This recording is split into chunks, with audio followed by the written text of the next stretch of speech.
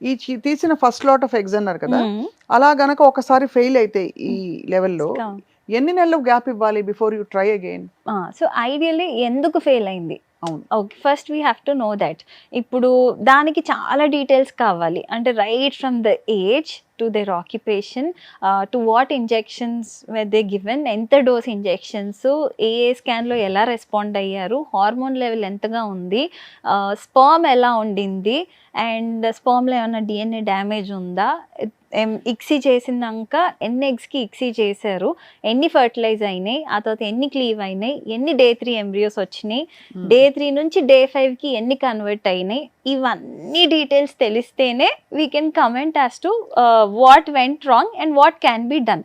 And ఈ details తెలిసినాక we need not give them gap. Say suppose ఇప్పుడు fertilization అరెస్టే అయింది అనుకోండి, మోస్ట్ ఆఫ్ ద టైమ్స్ మంచి క్వాలిటీ ఎగ్జే వచ్చాయి తీసిన తర్వాత, and still it didn't go through. So I would blame the sperm here.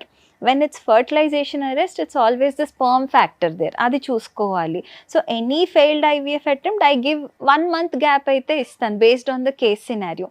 Poor quality eggs వచ్చినాయి అనుకున్నప్పుడు I give at a stretch 2 months gap, and that also depends again on the age. ఇప్పుడు నాకు age 40 years ఉండి అక్కడ only 4 eggs ఉండి నేను 2 months gap ఇవ్వను వాళ్ళకి. Immediately I prepare them with different protocol. So it depends on, అంటే couple ni batti we decide whether should we do it immediately or should we give a gap of 2 months or 3 months. We decide based on their profile.